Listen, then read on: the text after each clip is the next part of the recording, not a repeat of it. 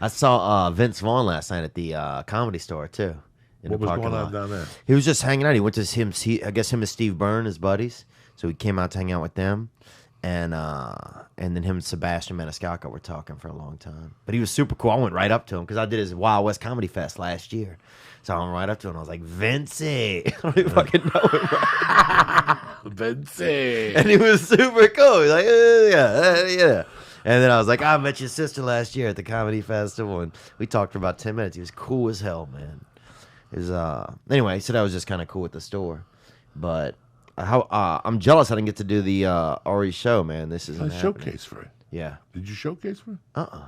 Well, what? It's at the Score every Tuesdays upstairs. Oh, I didn't know that. Just ask him, Mario, put me on. Dog, how many stories you got? Oh, yeah, you got more stories than most people forget in their fucking life, you know. Yeah, man. Yeah.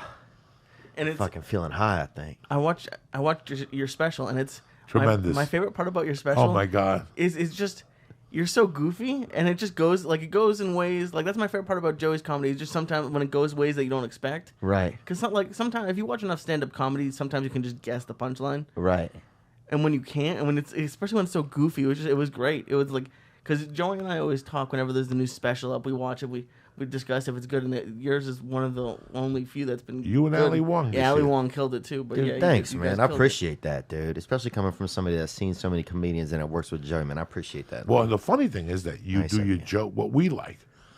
This is what I like. I think sometimes that people have too much respect for the punchline, and it's not really the punchline. It's that little stupid line you say afterward. And listen, right now, it's working today, there ain't nobody better than you saying that little stupid line afterward, because that line, that little stupid line, is a funnier thought that most people get all day. Right. And it's your inner voice. Right. I have the same inner voice. Oh, My yeah. inner voice cracks me up all day. Yeah. What you think is funny is so fucking bizarre. And then you throw that last little, well, you know, and that kills it. And people from the South do that. They have that last little 3-word fucking sentence at the end of it that just fucking makes the whole joke, you know? Yeah. Well, you inspire me, man. After seeing you over at the store, dude, like, cause you just like, cause you're it's not even you're selling, but like my intention when I came out here was never to sell jokes. I wanted to be me. And then I got caught up for a long time. Everybody does. I thought like, fuck, and then nobody likes me. I gotta fit in just like everybody else. Nope. But Nope. then I saw you at the store one night, dude, and that fucking music went off. I'm like, what is this going on, dude? I'm like, are they about to park a cruise ship on the fucking We don't stage? fuck bro? around down there. I And then totally. you got up and fucking ripped everybody up. Bunch of fucking hamsters in there. You know, When you left, I was like, I am never not gonna be myself again. when you come out to Los Angeles and you're here 3 months or you're here 2 months and somebody's interested in you and they take you to lunch and then they sign you as a commercial agent or a theatrical agent or a manager, doesn't matter. They're going to send you out for an audition. For most people don't know, that could be any audition, a commercial audition. And the first words out of your mouth, I don't give a fuck if you're classically trained, is I don't know what to do, or you're going to say something. And their response is going to be yourself. And you're like, thanks. Yeah. And you hear that, guys, for fucking 15 years before one day you go, oh, I know what they want now. Yeah. I wasn't getting it. The whole time I'm here, I'm trying to be Doug Stanhope. I'm trying to be Paul Mooney. And I'm not saying that. I'm just saying. Yeah, I know you're not saying I want to be a brother. I'm trying to be Nick DiPaolo. I'm trying to be Yeah. Mitch Hedberg. Yeah. What if people go home and go, what if I could put Nick DiPaolo and Mitch Hedberg? But the funniest character they're hiding is the character they're hiding. Yeah. Because that's the reason why they came out here, is because of that fucking character that's gotten them through everything for 15 years. That voice. Yeah. That voice that you only let out in front of your friends. Yeah. And that your friends like that is fucking hilarious. We're having a conversation at the store one night, and you're like, last week, some guy got found with 30 pounds of hamster bones. You know, They did in my town. They just busted a man. it just doesn't. 30 Right pound away, hamster you bone. got to stop what you're doing in that conversation and giggle. Because 9 out of 10 people wouldn't be proud that happened in their hometown. You know what I'm saying? Like, they wouldn't even mention it. If somebody comes up to them and go, Are you from New Orleans? Not really. I'm from Texas. Wait a second. I gotta go.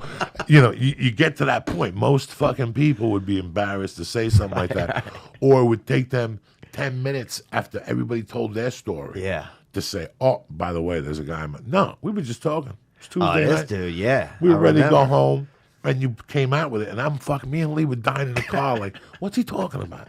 Hamster meat? What the fuck is he talking about? And that's Yeah, they busted him, man. Listen, dog, They got him. What if? Thank God. I like the it's like they got him. No, I'm glad they for got him, what? dude. 30-pound bag of hamster bone. Like, I mean, that's because you have to. There's not as much meat. There's very little bone in a hamster, bro. Them hamps got a hamp probably has like an eighth of an ounce in its chest plate, bro. You can't even make a wish on their bones. You know, there's nothing in there. Where do you get all those hamsters from? That's it. Well, they breed them in our town. I used to work for this group. They used to sell tattooed hamsters and guinea pigs after. They tattoo them? Yeah, they used to brand them with concerts and raves. They would say it's tattooed just to make people not be as sad about it. But it was a brand, bro. Of what? With like heat and ink, bro. For what? Like, what did it say? 311, Green Day, anything like of different bands that were coming to town. Toadies. That's Swear to fucked God, up. bro. Toadies, Acid Bath. Who else? Raves. Whatever, bro. We used to truck these hamps into the city and fucking vend them, bro. We did, man. Because there wasn't much work in our town, dude. You know, you had to get what you could get, and they had a man that bred hamsters, and then they had to do the tattoos, and they fucking met up, and that was a merger. That's big business, you know.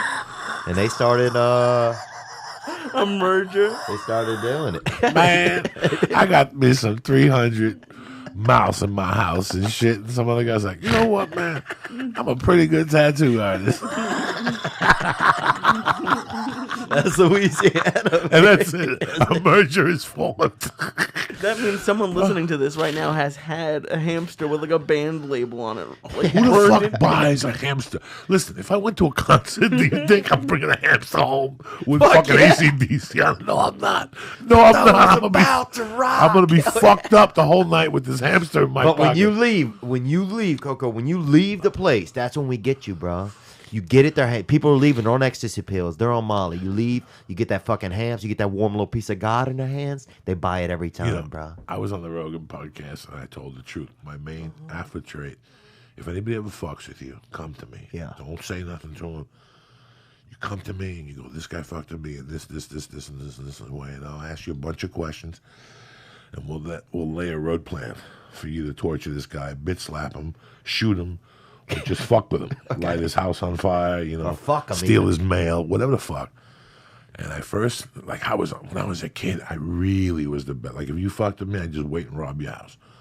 Like, I just rob your fucking house. That's it. Like, you're getting your house robbed. That's it. That's always the plan. And I'm taking the most important thing Yeah, to what you would in you that steal? fucking house. What would you steal? I would steal 8-ball cash, jewelry, but if I knew they loved their sneakers, I'm taking the sneakers too. So when you see them, they're like, man, somebody busted into my house and took my sneakers. They took my mother's jewelry. You So- just steal their spoons, bro. Everything. Anything that I knew would get them. I'm a professional torturer. And when I got to Boulder in '87, I got the Boulder in December of Colorado? '86. Yeah, I was running from cops and drug dealers.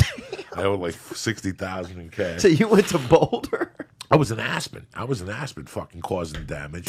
in In '86. Oh, please, you have no idea, dog. I was international. We're going in like fucking Marines. You understand me? Welcome to church, motherfucker.